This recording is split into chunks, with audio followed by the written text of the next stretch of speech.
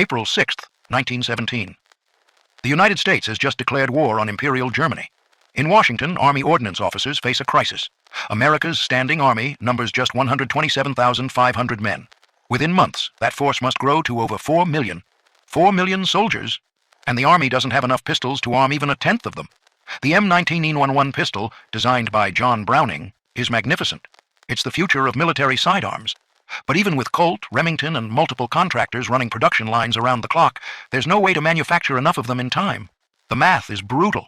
America needs hundreds of thousands of pistols immediately, and the factories can't deliver. Inside the Ordnance Department, panic sets in. Officers huddle over production schedules, crossing out delivery dates that become more impossible by the hour. 100,000 M19-11s by June? Impossible. 200,000 by August? Not even close. The Wilson administration has promised to mobilize 4 million men, but what good are soldiers without sidearms? A junior officer suggests rationing. Issue pistols only to officers and military police. The senior staff dismisses it immediately. You can't send men to war half-armed and expect to win. Another voice in the room proposes waiting, delaying deployment until production catches up. That suggestion dies even faster. The Germans are winning. The French are collapsing. The British are bleeding out in Flanders. America doesn't have time to wait. Then someone mentions the obvious solution everyone has been avoiding: commercial revolvers. Colt and Smith & Wesson have been making them for decades. Their factories are already tooled, their workers already trained. If those companies could modify their existing designs, the decision is made in minutes. Make the call. Both companies. Tell them we need revolvers chambered in .45 ACP, the same cartridge as the M19-11. Tell them we need them now, not in 6 months, not after extensive testing. Now. The emergency call goes out on April 7, 1917, less than 24 hours after the declaration of war. At Smith & Wesson's headquarters in Springfield, Massachusetts, Joseph Wesson receives the War Department telegram. He's the son of the company founder, and he understands what's being asked. The government wants them to take their second model .44 hand ejector, a commercial revolver designed for rimmed cartridges, and make it work with the rimless .45 ACP round. The problem is immediate and obvious. Revolvers extract spent cases using the rim. The .45 ACP has no rim. Without a rim, the cartridge won't position correctly in the cylinder. Without proper positioning, it won't fire reliably. And even if it fires, there's no way to extract the spent brass. The entire mechanism depends on that rim. Wesson gathers his engineers. They have days, maybe weeks, to solve a problem that should take months of development. The deadline isn't flexible. American soldiers are already boarding ships for France. They need pistols before they land. One engineer suggests machining a shoulder into each cylinder chamber, allowing the cartridge to headspace on its case mouth instead of a rim. It's elegant, it might work. But it doesn't solve the extraction problem. Another proposes a completely new extractor system. Too complex, too time-consuming. They don't have the luxury of redesigning the revolver from scratch. Then someone remembers a device used by competitive shooters, the half-moon clip. It's nothing revolutionary, just a thin piece of stamped steel bent into a half-circle with notches that grab cartridges by their extractor grooves. Shooters use them to speed-load revolvers during matches. What if? The room goes quiet. It's so simple it seems impossible. 3 cartridges on 1 clip, 2 clips per cylinder, 6 rounds total. The clips hold the rimless cartridges in place for firing. The clips provide something for the extractor to grab during ejection. One solution fixes both problems. Wesson orders a prototype built immediately. If this works, Smith & Wesson can start production within weeks instead of months. If it fails, the Army's emergency becomes a catastrophe. The race is on. At Colt's factory in Hartford, Connecticut, engineers face the same impossible deadline. Their solution follows the same path. Adapt the new service revolver, incorporate the half-moon clip system. The Army asks Smith & Wesson to share the patent freely with Colt. In wartime, competition takes a backseat to survival. Both companies will use the same loading system. Standardization matters more than profit when your nation is bleeding. The modifications begin. Cylinders are bored to accept .45 ACP. Extractors are adjusted for the half-moon clips. Finish work is simplified, dull blue replacing the polished finishes of commercial guns. Smooth walnut grips replace checkered rubber. Every shortcut that doesn't compromise function is taken. Speed is everything. Smith & Wesson finishes their first production run in the first week of September 1917, just 5 months after the emergency call. Colt follows on October 24, 1917. The guns are stamped United States property and shipped immediately to training camps. The official designation, M1917 revolver. The unofficial expectation, temporary stopgap, used just long enough to win this war, then quietly retired and forgotten. Nobody expects it to last. June 1918. Somewhere in France, a lieutenant from Pennsylvania cradles his newly issued M1917. It's his first combat deployment, and he expected to receive an M1911. Everyone wants the modern automatic. Instead, he gets this revolver. It feels like being handed outdated equipment, a weapon from the previous century rather than the current one. His first firefight changes everything. The M1917 is heavy, nearly 2.5 pounds. That weight soaks up recoil. The 45 ACP cartridge hits hard, the same round that made the M1911 legendary, but in the revolver it feels more controlled. The double-action trigger is smooth, consistent. Pull, fire, 6 shots, then reload. The half-moon clips, once he figures them out, allow for surprisingly fast reloading. 3 seconds to drop 2 spent clips, 3 more seconds to load 2 fresh ones. Not as fast as dropping a magazine and slamming a fresh one home, but faster than he expected. And there's something else. The M1917 is reliable. Utterly, completely reliable. Mud doesn't stop it. Rain doesn't slow it. Sand doesn't jam it. The revolver's simple design, its massive frame, its generous tolerances, all combine to create a weapon that simply works. Word spreads through the trenches. The new revolvers aren't as bad as everyone thought. Some soldiers start to prefer them. The weight that seemed like a disadvantage becomes an asset, making the gun controllable even during rapid fire.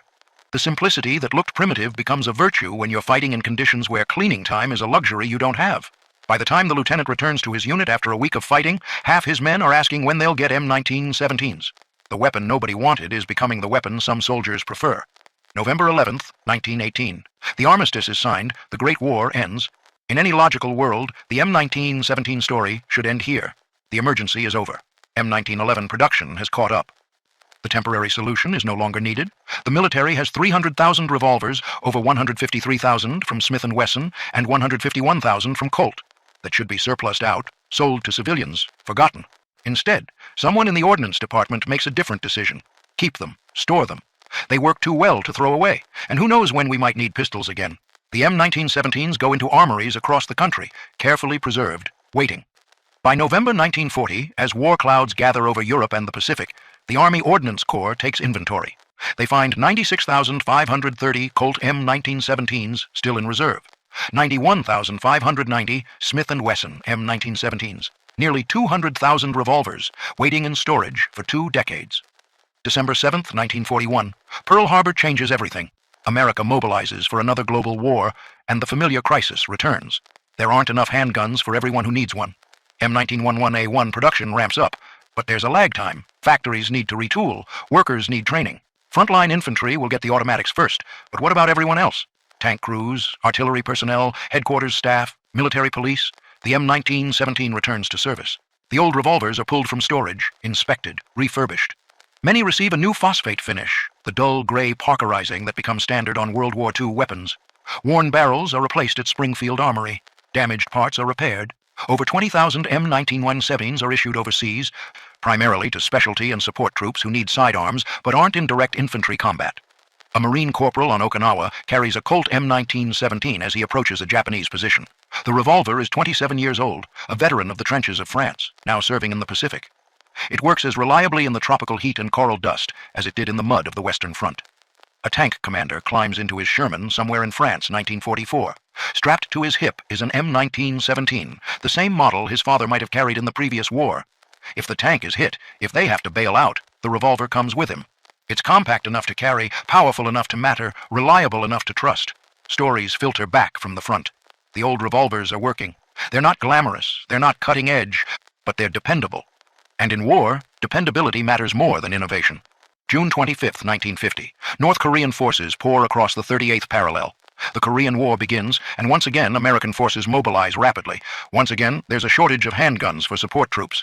Once again, the M1917 answers the call. The revolvers are issued to military police, to rear echelon personnel, to South Korean forces allied with the United Nations Command. Some of these guns are now over 30 years old. They've seen 2 world wars. Their finish is worn, their grips are scarred, but they still function. The Army even contracts with Ithaca Gun Company to overhaul and refurbish them, ensuring they can continue serving in reserve and support roles. Through the 1950s and into the 1960s, M1917s remain in reserve stocks and specialty units. When the Vietnam War escalates, some make one final, limited deployment. There are reports, unconfirmed but persistent, of American tunnel rats carrying M1917s into the Viet Cong's underground networks. It makes sense.